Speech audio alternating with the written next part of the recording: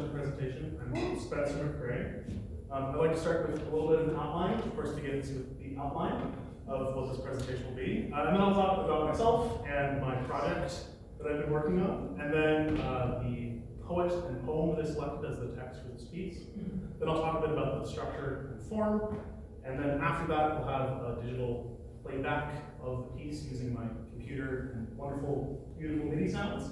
And then I'll go into some more of the music theory and detailed analysis of what I wrote and what's going on the composition level. And then after that, we'll hear the first part of the piece performed by live musicians.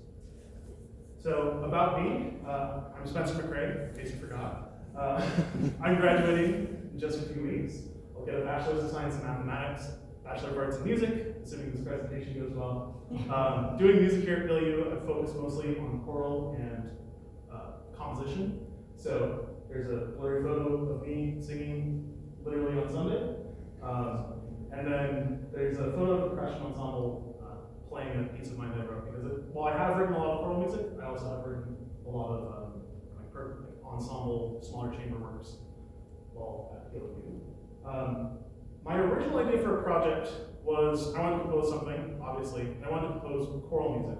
And I started with the idea of composing between 3 and 5 really short pieces that would each be a movement in a larger work with a common theme.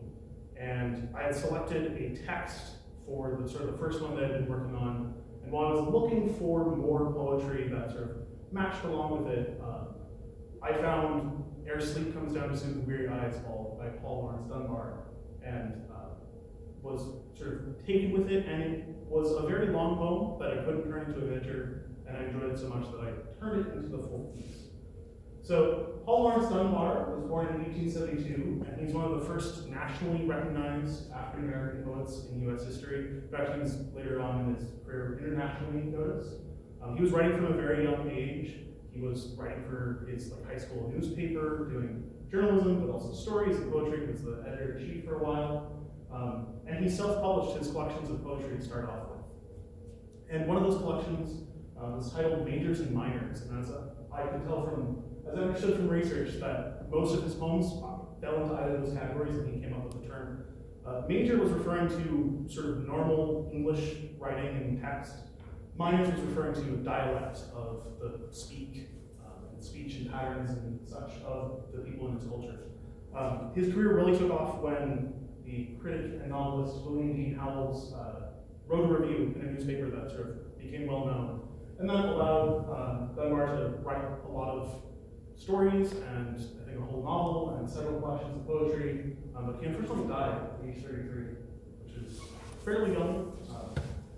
But the poem, Ere Sleep Comes Down, Soothe the Weary Eyes, which I've just taken the title of completely, was published in Lyrics of Lily Life in 1895.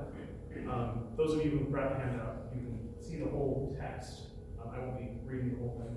It's 6 stanzas, and they all have 9 lines, and there's this rhyming scheme, which I have sort of showcased with this first stanza here of A, B, A, B, A, C, A, C, A. So throughout the entire poem, it always returns to, on every other line, the eyes or lies rhyme. And then the first and last stanza of each line of each stanza is the same. And then that line is the same for all but the last stanza, which reads, when sleep comes down to seal the weary eyes. And it's this very dark and brooding text that was very lyrical in my mind. And it talks about sleep as resting, talks about sleep as self-reflection, as the pain of memory, as it's sort of like you go to sleep and can't, and then literal broken dreams. And then finally, in that last stanza, it turns sleep into a metaphor for death. And as I was working on it, I was sort of stuck because I had 2 ideas for my composition as I was working on this text in particular. One was an art song for a soloist to sing because it was so lyrical and such expressive poetry. But I really wanted to write choral music. So, I forgot about that slide. Indecision is the father of invention, because, as we all know, the mother of invention is necessity. I decided to combine them together. So, a choral art song having a set of choral singers, a choir, be the accompaniment rather than a piano or some other instrument. And that allows for the artistic and emotional expression of the soloist for an art song, and also in terms of composition-wise, of my writing ability, of what I could write. But it also allows for the nice, really rich harmonic textures, especially when using lots of denser, more complex chords that I personally love. I love choral music, but I love writing choral. But there is one problem with it, and that is the sort of texture issue, in which when we're listening to normal, like typical choir music, the soprano has the melody, and no one goes higher than the soprano. No one sings over that. And so whatever you're hearing at the highest pitch, which is typically easiest for people to discern, that's the melody. With this choral art song, the soloist is going beneath the choir. And so there's this problem of balancing it. And I think skilled musicians can really get that to shine out. And then I can also, which I did use, is change the texture so it's not like a lot of simple choral writing that's just everyone singing the same thing. So for the form of the piece, I wrote for a solo tenor accompanied by a tenor, baritone, and bass choir. I only did 3 of the 6 stanzas because the piece is just over 5 minutes long, and if I did all of them, it'd probably be just over 10 minutes long. And its overall shape is what I would describe as theme variations. So each of the stanzas, each of the verses that I took, are sort of a variation on the former one, but then within each verse, the sort of melody is a theme variation on the sort of original theme and opening line. The piece uses the Phrygian mode most of the time, which is a specific scale that sounds like a natural rhyming scale, but that second is flatted, so there's a half step between the tonic and the flat 2, as we call it. And then there are 2.5 key changes. So, but at the end of the first part, the first verse, we have this key change from E Phrygian to F Phrygian. That half step key change repeats from the second to the third, with F to F sharp. And then the very end of the piece, it ends on an E minor chord instead of an F sharp chord, which we would expect for the tonic to end in the key of F sharp and on F sharp. Instead, it sort of returns to that E minor sound at the very beginning of the piece to sort of create this cycle that just because sleep has come and maybe death has come, that you still wake up in the morning in some sense. So now here, the digital playback. I will say that obviously it's going to have some MIDI sounds and digital sounds. The soloist, I'm using a tenor saxophone sound just because that really is cleaner and easier to hear. And then the rest will just be choir parts.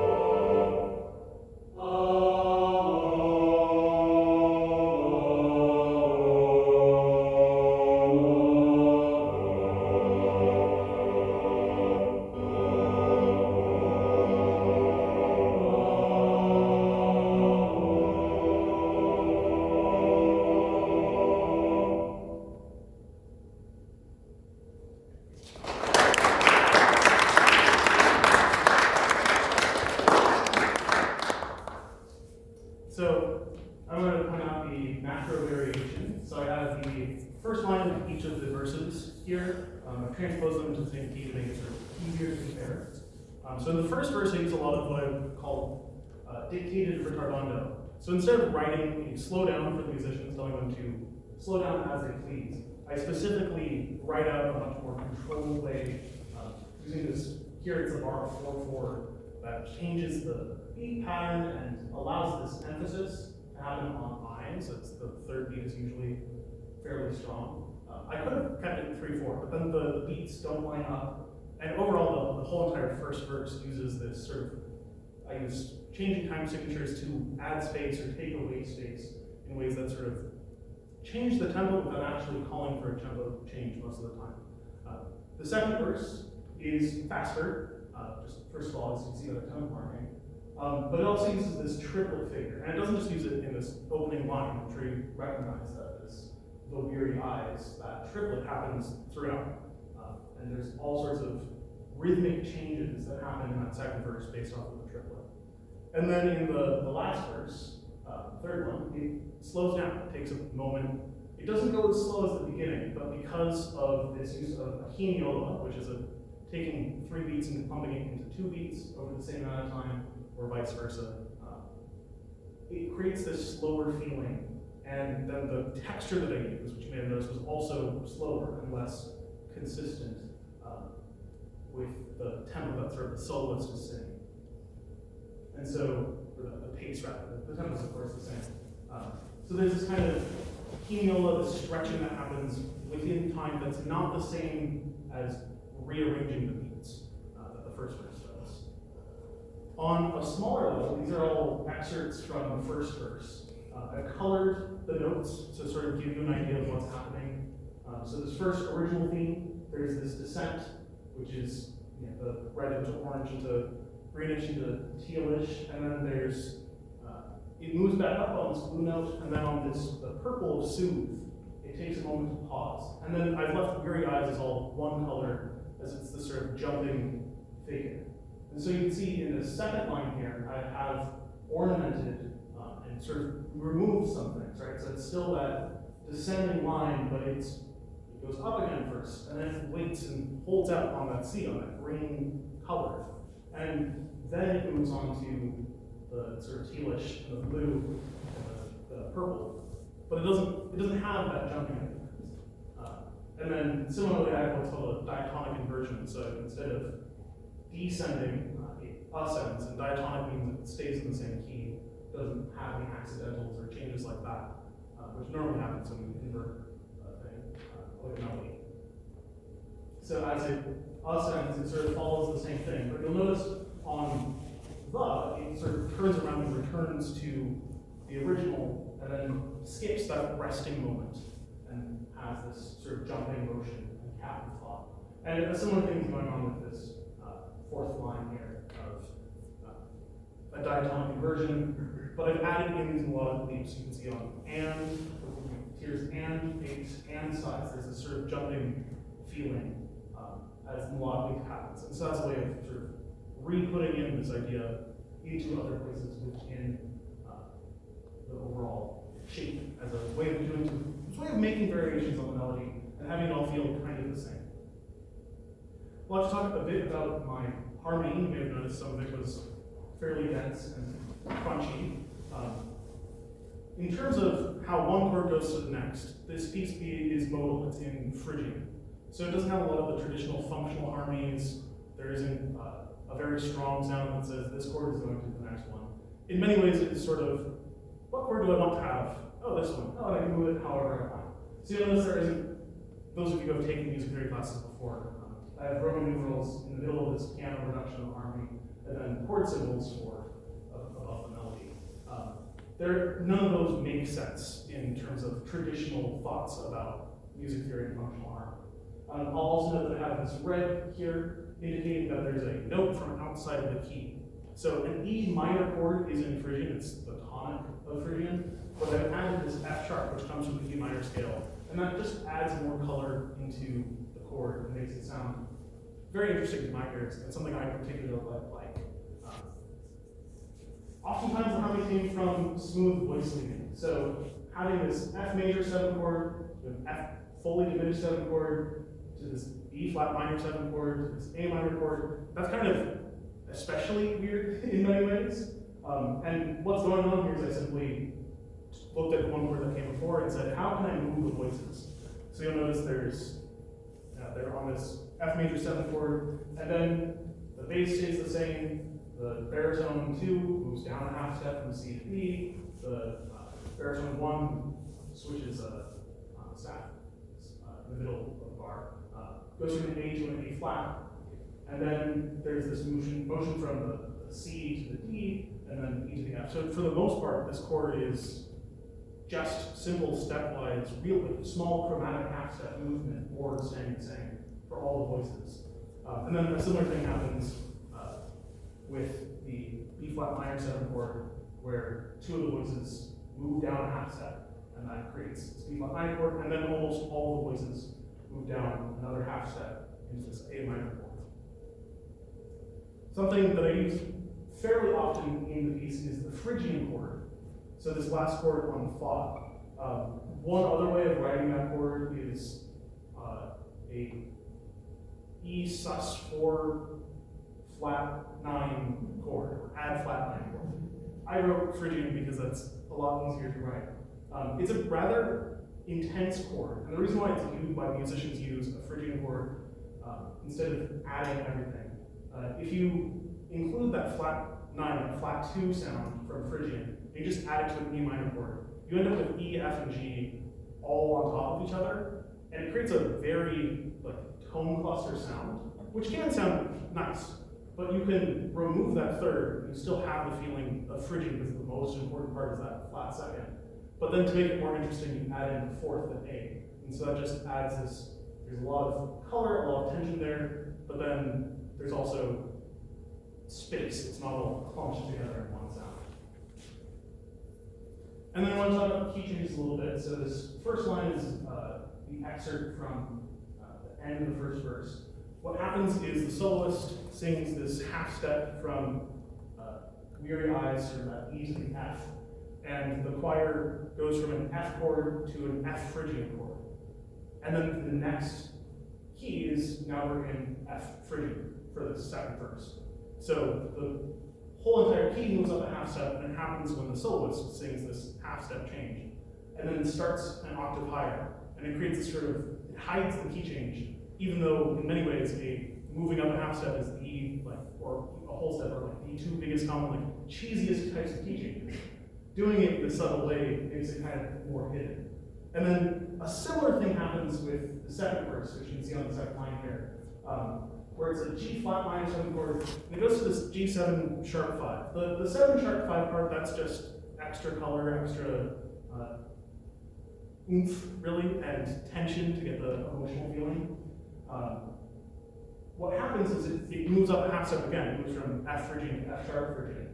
And a G major chord is the flat 2 chord of F sharp Phrygian. So instead of moving to the tonic, it moves to the sound that would be in the flat 2 that would be in F sharp Phrygian.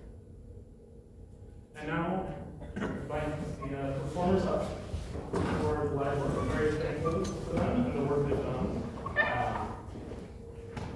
It's worked out great, especially with Harry doing this yesterday. So I'm very thankful for all of them. It's just the first verse, but we've all had big concerts, and some of you are in an opera that's performing in a week and a half or whatever. So I'm very thankful to you all.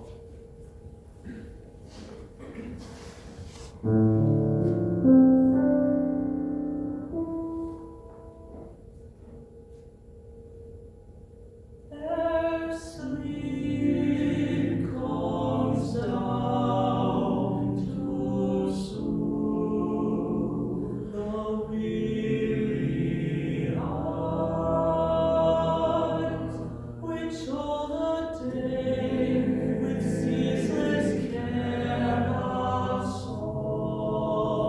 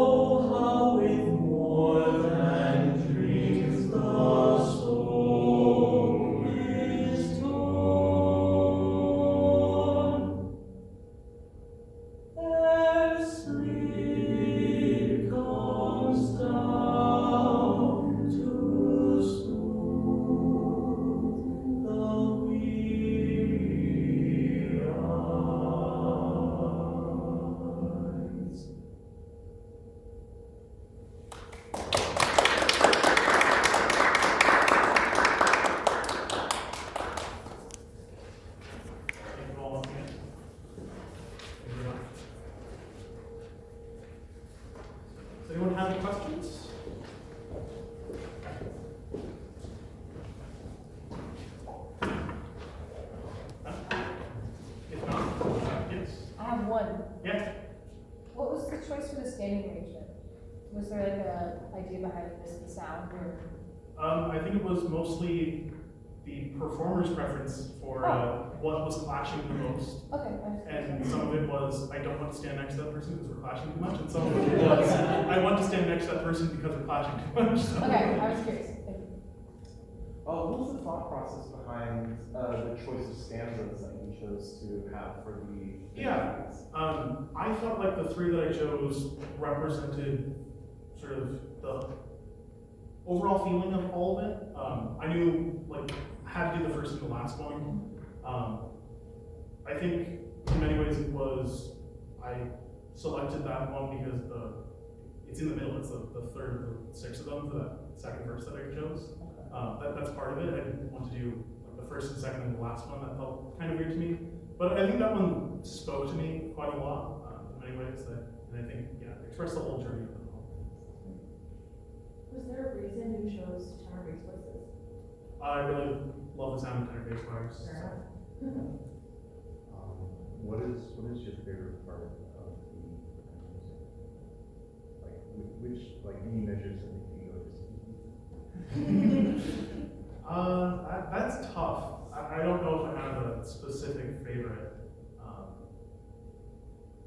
I think there's definitely, I've come to really enjoy the first verse the most, but I think it's because you performed it live for me, so it's sort of like, it's really in my head, where the others are just kind of a guess and feel more like fumbling through sometimes because I can't fully hear it and understand it, but yeah.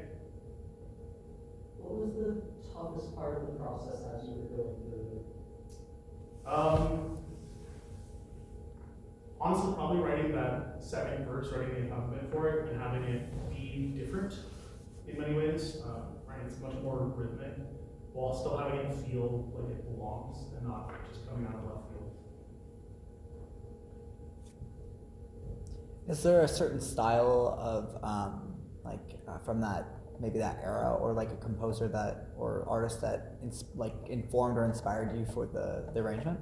No, not at all. In all honesty, I kind of shamefully didn't really look into the poet. Like I think I found a poem in a public domain ebook that I had, and so I read the foreword about the poet, and then it was like the first or second poem in the book. I'm like, this is perfect. I'm writing with this. So.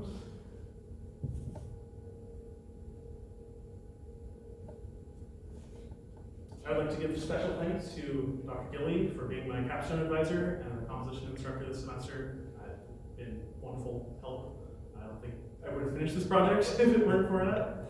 I'd also like to thank Cassidiana and Greg Hughes, who are not here right now, but they have been composition instructors to me and truly helped me grow so much as a composer. And then once again, special thanks to my performers.